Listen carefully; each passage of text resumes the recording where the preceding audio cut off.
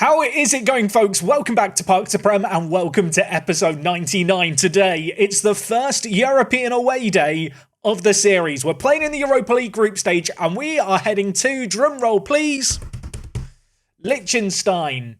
Yeah, Liechtenstein. Yeah, we're playing against Vaduz, who actually play in the Swiss League, but my understanding is that they can't qualify through the Swiss League's European spots. Instead, there is like the Liechtenstein Cup or something that Liechtenstein teams play in. I guess in this save game, it just gets simulated in the background. Either way, it's not really where I predicted our first European away day would be, Liechtenstein. I don't even know where it is on a map, so that's going to be fun. As well as that, we are going to be taking on Newcastle United away from home in a game that, of course, was a crunch game at the end of last season. And as was pointed out by many of you lovely lot, had we beaten Newcastle to end last season, we would have actually got Champions League football by finishing above them in 5th. So for the people who want the more niche away days, you're delighted that we're going to Liechtenstein. For me, it's a grudge match. I want to beat them today. We have also got a whole load of other European away days to look forward to in the coming episodes. And before we run the intro, down in the comments, comment question of the day.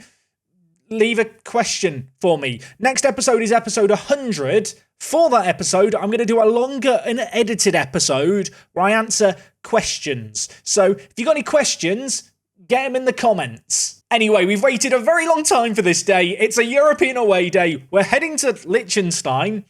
Again, a weird one. Let's get straight into things, shall we?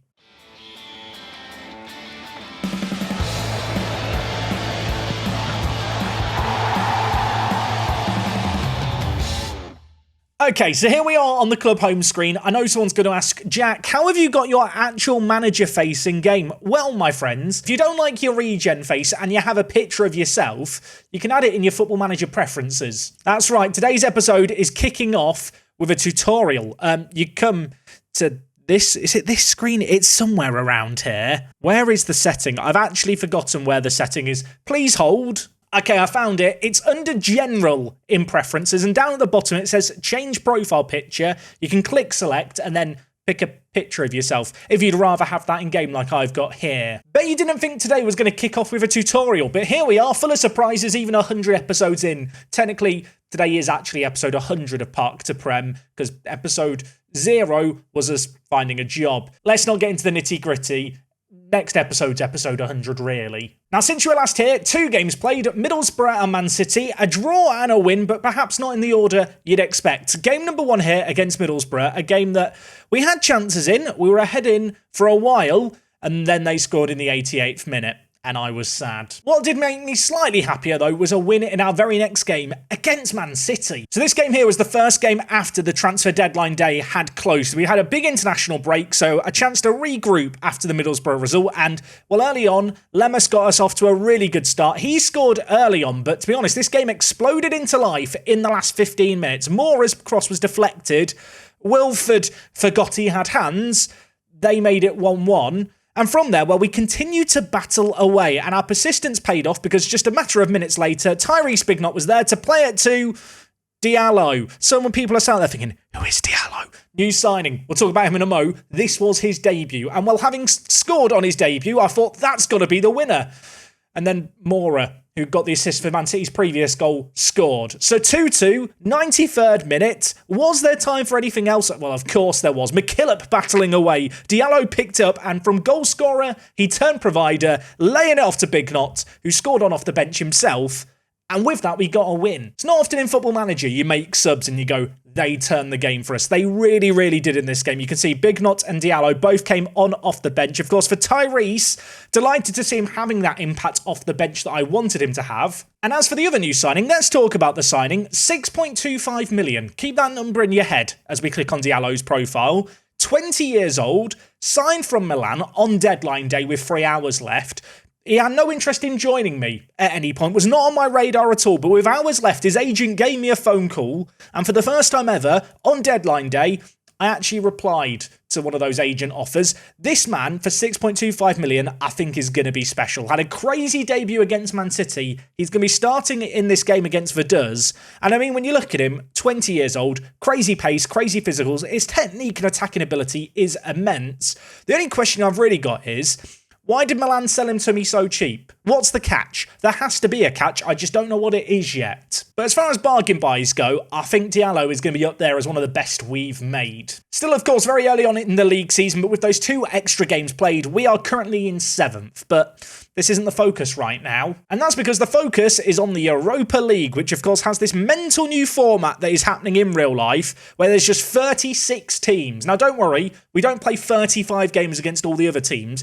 I think we play 8 games in total, he says, with absolutely no confidence whatsoever. This is the issue with Park to Prem being my main save game. I don't actually get to play the European competitions until March time in real life. Or it's April now, isn't it? How is it April already? But anyway, here are those games that we've got to look forward to. A few away days in there. We're going to be heading to Bosnia and Herzegovina. Yeah, I mean, we wouldn't be going there, would we, if we're in the Champions League? We're going to be taking on Lechia Gdansk. I thought there was a team called Lechia Warsaw. Are they a different team to this team? I'm not sure. Answers on a postcard. I don't know. Their stadium looks very fancy. And the other away day we're going to have at some point is Aris in Greece. I feel like I have to do every single away day in Europe this season because we've got some crackers. And you might notice here, if you're a proper loyal viewer, remember Armani Richards? He plays for Aris. This was a bloke who I was looking at very keenly for years when I was in the Championship and he never wanted to join me. I'm going to give him a taste of what could have been when we hopefully beat Aris. I mean, if we don't beat them, it's going to be embarrassing. But yeah, I think the episodes this season, I'm going to somewhat plan around these away days. So keep that in mind. Bosnia-Herzegovina, Greece and Poland. That sounds like a very weird road trip. But as for the here and now, we've got our very first game of European football. We are taking on Vaduz. Like I said, they are a team based in Liechtenstein. My understanding is that Liechtenstein doesn't have its own league. The Liechtenstein teams play in Switzerland's league, but they have their own domestic cup competition, which the winner gets the one Liechtenstein spot in European football. Vaduz are like the good team from Liechtenstein, so they just basically get it every year. I mean, when you look at the Liechtenstein nation overview screen, they have no clubs in the major club section. Not seen that before. Either way, I'm going to go and get a map and find out where the Dickens Liechtenstein is, because I don't have a Scooby. I think it's like somewhere near the Alps, north of Italy. I don't know. Let's go do the away day and find out together. Okay, this could be very heavily edited if I can't find Liechtenstein. Here's Guernsey. Where is there's Liechtenstein. Why is the text for Liechtenstein so big for an area so small? Right, so it's between Austria and Switzerland. It's actually, I mean, I guess it is technically north of Italy, but, well, it doesn't border Italy whatsoever. I mean, it doesn't seem like the biggest country in the world. It looks like it's just 2 roads, if I'm being honest. It can't be that hard to find the football stadium, can it? Also, is there Street View here?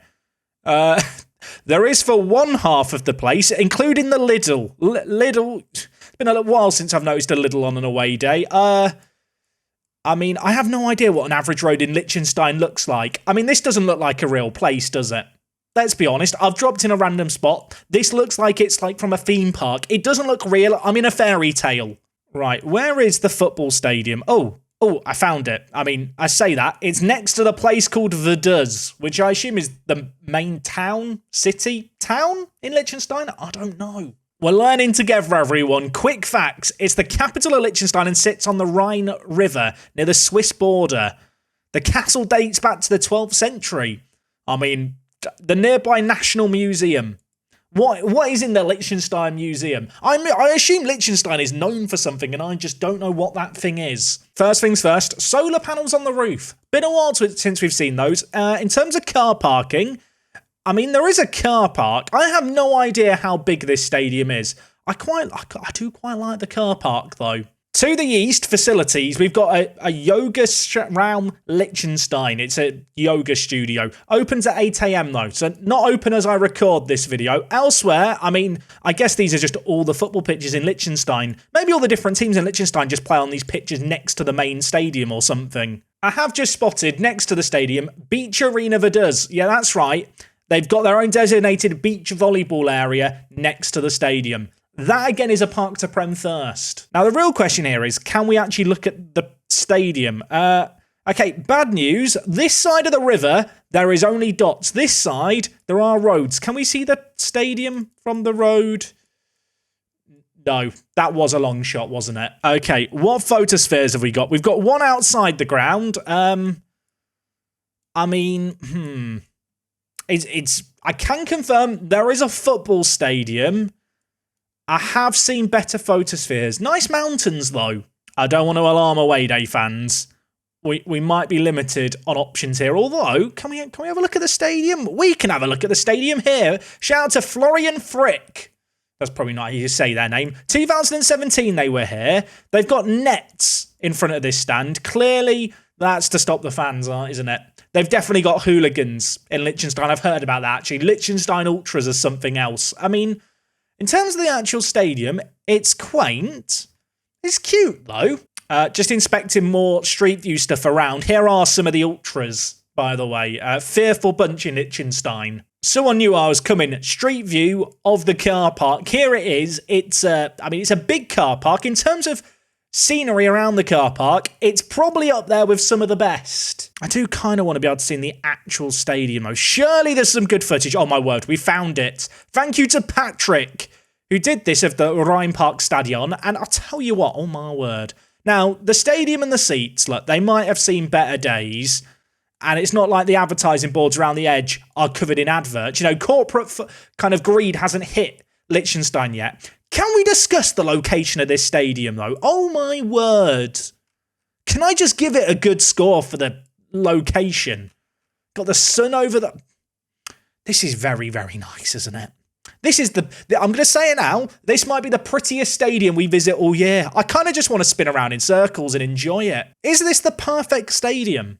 I feel like a stadium doesn't have to be big to be perfect. All it needs is beach volleyball, yoga, and a river. I know what someone's thinking. Jack, if a little while ago, you were really criticising rivers in Park to Prem, you know, back 10 years ago, you've changed. Look, this is the River Rhine. I think the ones I was criticising before were like the Thames. There's levels to this game. I will say now, no idea on the water quality of the Rhine. I just assume it's nice because, like, you get water from the Alps in fancy bottled format. So they must get that from the Rhine, right? This might be the long shot of all long shots. I want to see if I can view it in 3D on Google Earth. Where is it? Where are you, Liechtenstein? Here it is. No. I mean, is that the actual gradient the pitch is on? If the pitch is that hilly, I'm not sure it's suitable for play. Right, the Rhine Park Stadion. I don't quite know what to say about this ground. Probably the most beautiful place we're going to go and play a game of football all Park to Prem. Good stadium, not the most impressive, but amazing car park, top location, yoga, beach volleyball. I mean, the only thing it's lacking is a go-kart track. People might accuse me of getting caught up in the moment of the first European away day. The Rhine Park Stadion, 9.5 out of 10. It's as close to perfection as we've got. York City... Your stadium's dropped down to second now in my rankings. I'm sorry, there's levels to this game. You know, if York was based in the Alps, maybe it'd be up there, but it's not, so tough. Now, this might be a little bit of a gamble, but it is a calculated one. In Europe this year, especially in games like this one against Vaduz, I'm going to play the B team. I want to have my strongest 11 fit for the league games, but during midweek, against what I think is going to be winnable opposition, I want to rotate things around. And I think actually the fact that this here is my rotated team is testament to our squad depth, and don't you fret, Greg will be playing in goal. Like I already said, Big Knot and Diallo on the bench for the Man City game. They're going to start together up top with Vucevic in behind, or JV. It's not Vucevic, it just sounds Serbian when I say that. JV. We're sticking with JV. JV's going to play though. Not sure what his best role is, but we're going to be trying him out as an attacking midfielder on attack. Elsewhere in the team, Montero is going to start. And you might notice here, Alexander Kovacevic is going to come into the team. He can play anywhere down the middle except centre defensive mid.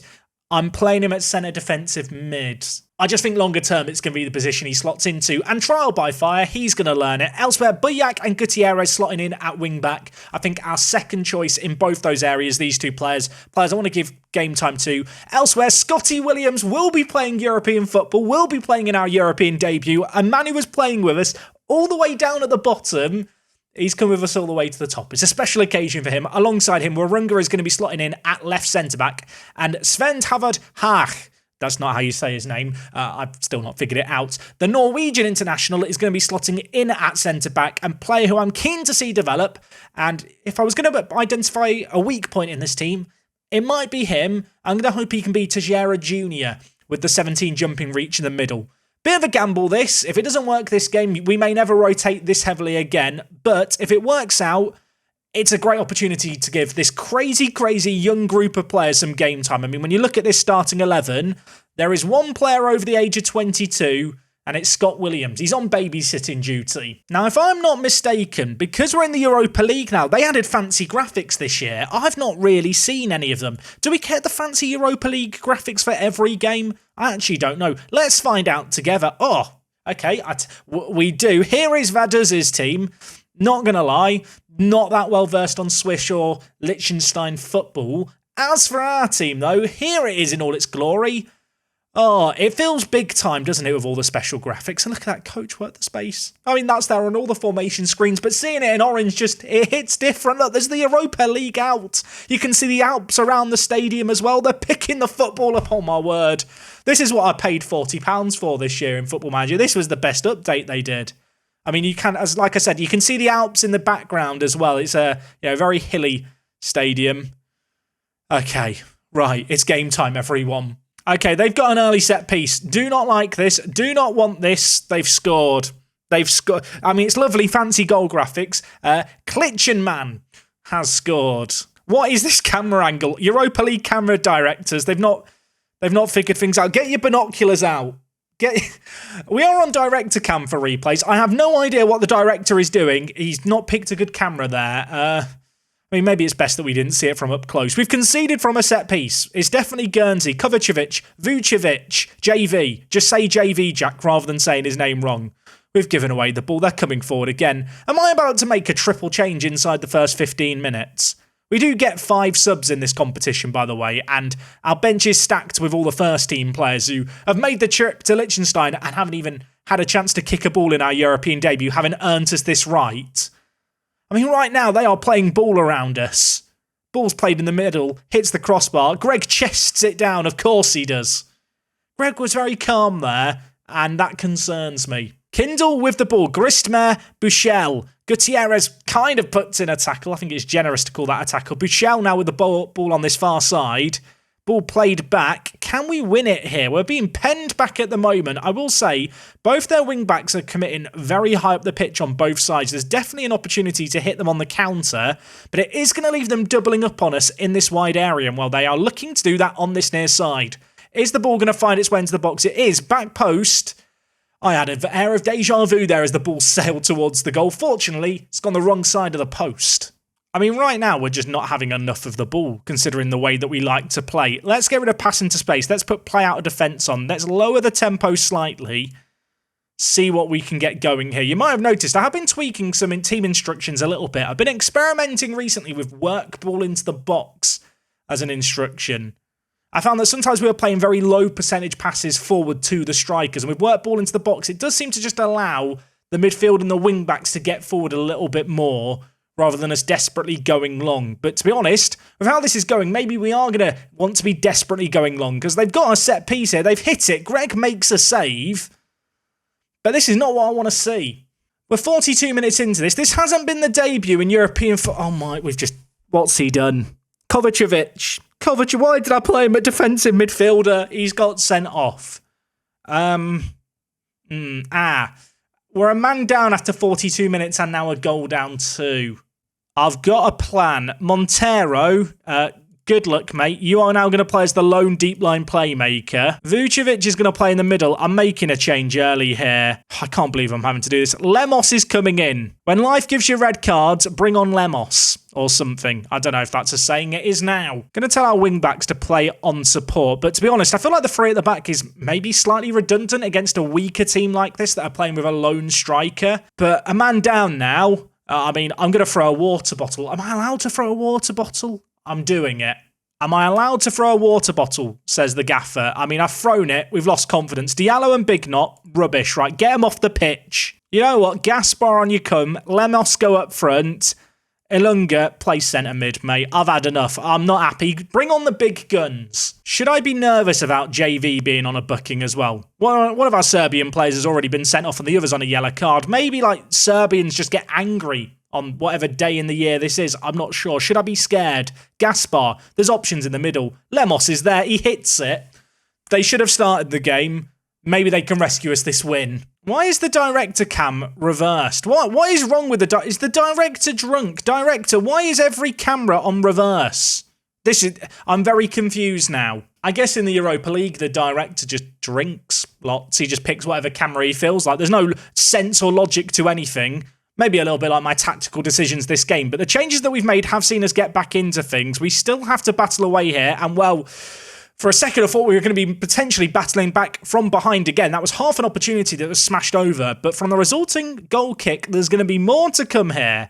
Warunga and Scotty Williams playing as our two centre-backs now. Of course, both wing-backs going to be asked to not quite push as far up the pitch. And Montero, well, he's meant to be holding down the fort. He's not held down the fort there. He's given the ball away, but we have managed to recycle it well. Now we make something happen. Gutierrez inside to JV. Elunga. Record transfer. Yet to do anything magical. Are we about to see something magical here? I'll tell you what we are. Simon Roger. Mon ami. That's French. He's from Belgium. He scored to make it 2-1. Again, don't know why the camera's reversed. Also, is it just me or is he very casual with this jogging? It's not a burst of pace through the middle, but they just gave him time and space. He kept running, and he smashed it into the top corner. On the one hand, we were losing this game. On the other, what a great comeback. What tactical genius by me. Why did I say anything? They've got a corner. Please don't do it, Football Manager. It's headed away, kind of.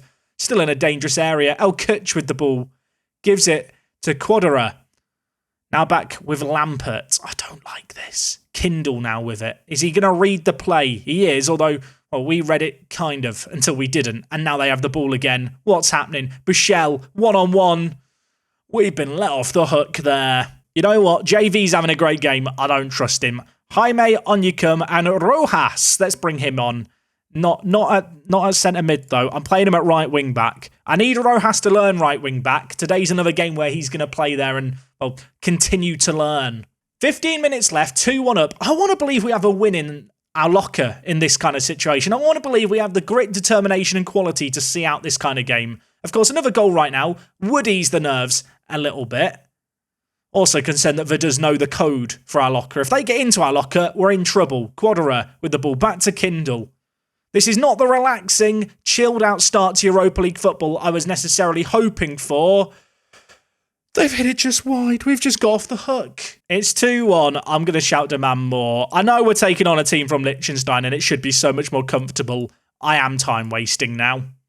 I'm resorting to it. The dark arts commence. 1 minute plus 3 minutes of added time. It's still 2-1. We've got a corner. A goal now would probably put this beyond doubt. Alunga goes forward for it, doesn't win the header, and now Vaduz have got loads of players running forward. I do not like this. I am not having fun. Why is there so much red in our half? Quadra, El Kutch, difficult angle, he's going to have to cross this in. It's deflected, Greg collects. Greg, slow down the play, mate.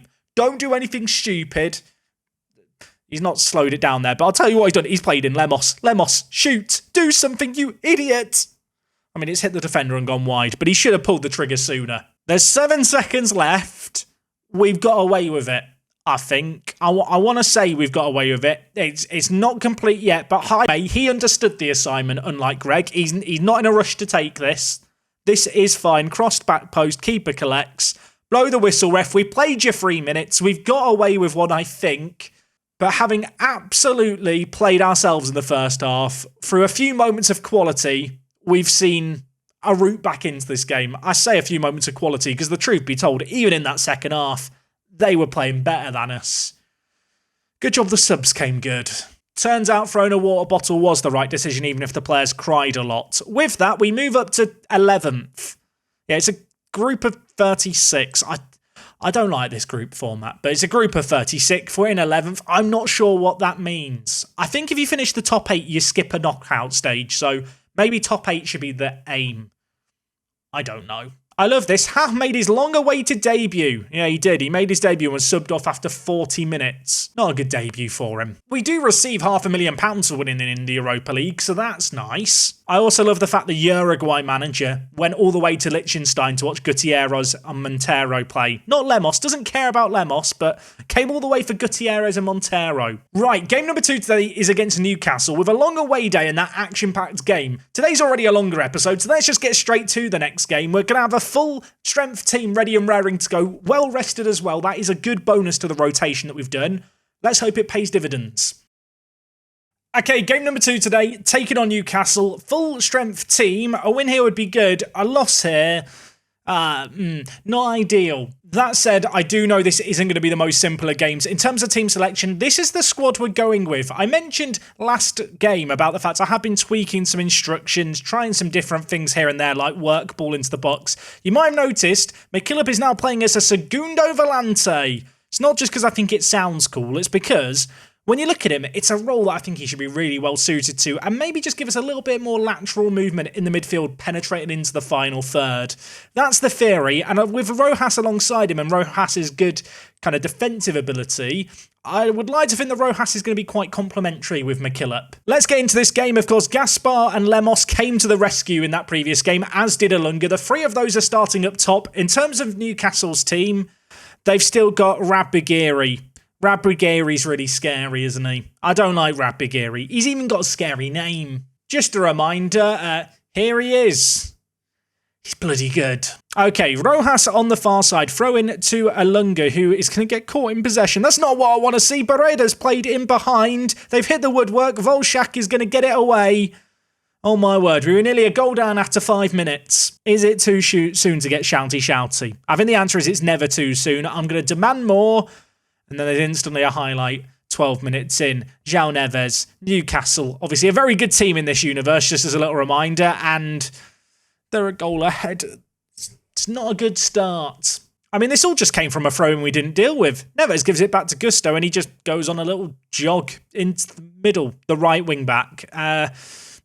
Wilford didn't look great there, did he, in goal? Now, of course, Greg played the previous game. Wilford's playing for us in the league. Wilford we've got on loan for the year, and on paper looks better than Greg, but Greg did earn, I feel like, a lot of respect last season. So if Wilford doesn't look that good, I'm not kind of so stubborn that I won't bring Greg in for any Greg fans out there. I know you guys exist. Newcastle with another throw-in. We conceded from one of these already. We could be about to concede from another. That is cannoned off the crossbar and away from danger. I was about to pause and make some tactical changes, but there's immediately another highlight here. João Neves playing it in, corner.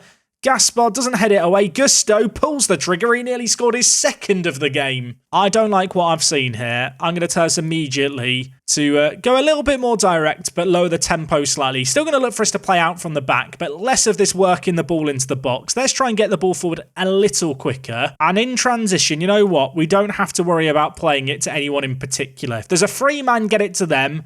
Let's just look for the gaps. With them playing kind of their front three, I think they're pressing our centre-backs really nicely.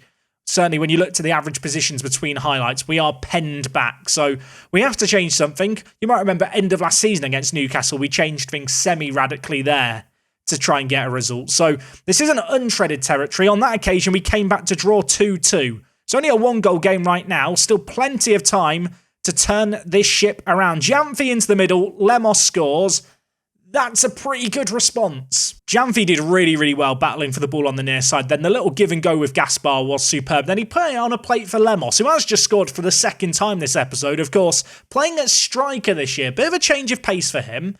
At the moment, it's working pretty well. Okay, Wilford with a goal kick for us. Valentin. Options to his right, options through the middle. Instead, he opts to go long towards Lemos, who unfortunately isn't there. Rabigiri bringing the ball inside, but Valentin deals with it well. Teixeira to Gaspar, takes it down nicely. Plenty of players ahead. Jamfi, the man in possession, plays the ball through to Alunga. Great play there. Can he get it back to Jamfi? He's going to put it in the middle. Gaspar has an effort. I think that's hit the crossbar. Great response since we've gone a goal down and made those changes. We really nearly took the lead there. Free kick for us in a dangerous area. Rojas, by the way, bit of a weapon from set pieces. He's got very, very good free kick taken. We're going to hope he can put it on a plate here. Valentin gets there. Gaspar nods it down. Volshak has now hit the crossbar. And oh my word, we've had two great opportunities at the end of this half. We've not taken either of them. And with 2 minutes left of the half, well, I was about to say, I think that's going to be that. There might still be one last opportunity. Another set piece, by the way. Rojas forward. Teixeira heads it down. battling away for it. Tejera, great header into a dangerous area, and Gaspar heads just over. We're knocking on the door. Newcastle, let us in. At the break, 1-1. Really disappointing start to the game, but as that half went on, we were in the ascendancy. I'm going to tell players I'm not happy, but I feel like if we keep playing the way we were playing there, this game is still winnable. Jaime over the corner. He's going to whip into the middle to Tejera. Unmarked, glancing header across goal. It's cleared off the line, I think. I don't think it was going in. Just needed someone following up there. I mean, we still got maybe an opportunity here. Jamfi just charging on forward. He tries to put it in. Lemos can't get there. Rojas will, though. The number 2, time and space in front of him. Kicks it straight at Diego Costa. Going to make some subs here, I think. Jaime, I'm going to bring off in favour of Montero. Elsewhere, I'm bringing in Diallo. I know Diallo didn't have a good game in the previous match, but he proved his worth against Man City. We're going to move him onto the right-hand side since he's right-footed and Lemos is either-footed. And, well, hopefully his pace is just going to cause some issues against a tiring Newcastle defence. Newcastle still with the ball here. Gusto on the far side. Scored a goal, punished us already. They lay it inside to João Neres. Our subs haven't happened yet. They will happen now. Wilford holds on to it. Going to shout some words of encouragement. Look at the green, happy, smiley faces. Hopefully, that's going to translate into some performance on the pitch. 25 minutes left here. A draw would not be the worst result in the world. I think what we've shown here and against Tottenham last episode, maybe to a slightly lesser degree, is that against the top quality Premier League teams, we can certainly go toe-to-toe. And the nice thing about this season is I have the option to bring in players like Bignot, move Lemos back, and really just bring some quality into the final third. Going to bring in Ryan Hunter as well at right wing back. I have got one sub left. We'll hold on to it just in case of injuries. But with 10 minutes left, it is still very much anyone's game, but the second half, less action-packed than the first. 4 minutes plus any added time. Possession's been very close. The shots have been very close. XG has been very close. But is there something late to happen here? 3 minutes of added time. We have a highlight, folks. Buckle up. It might not be done yet, although we could be in trouble here. Sanders through, one-on-one. We need Wilford to pull off some heroics. And I'll tell you what, that, my friends, is a mighty fine save. It wasn't a good finish by Sanders, who looks devastated about the miss. He's now got to go and take the corner. We've still got some defending to do. And Wilford, confident as you like, is going to pluck that ball out the air. And those Wilford saves, they're going to be what ends this game. 1-1, a good result. Second half, we did not create anything. So, yeah, maybe a tad fortunate to get away with the draw there. But to be honest, both teams struggled as the game went on. It was an okay game. I'm going to sympathise with the players. Away from home, draw against Newcastle, who finished 5th last year. Not a bad result. With it, we move up to 8th, of course. Already played Man City. Already played Tottenham, already played Newcastle. So we've had some tricky games in our first 5. Now we need to start winning against some of the teams in and around us. Now, like I already mentioned, this season I'd like to focus on the European away days. I think they're going to be very, very fun. And with that in mind, the next one we've got is against Sarajevo. Or is it Sarajevo? No idea. Bosnia and Herzegovina is where we're going to be heading, to a 34,000-seater capacity stadium that has mountains around it. As well as that, at least with the current scheduling, Liverpool at home the game before, so I think we'll come back for that. Bit of a mixed bag today, but to be honest, a win and a draw, not the worst results in the world. To get off to a winning start in Europe is great.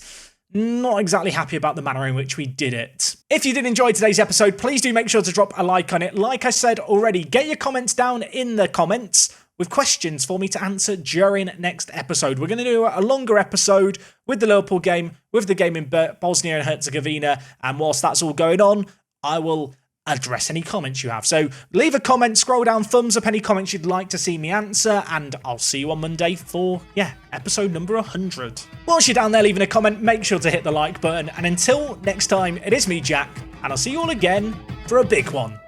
I'm out.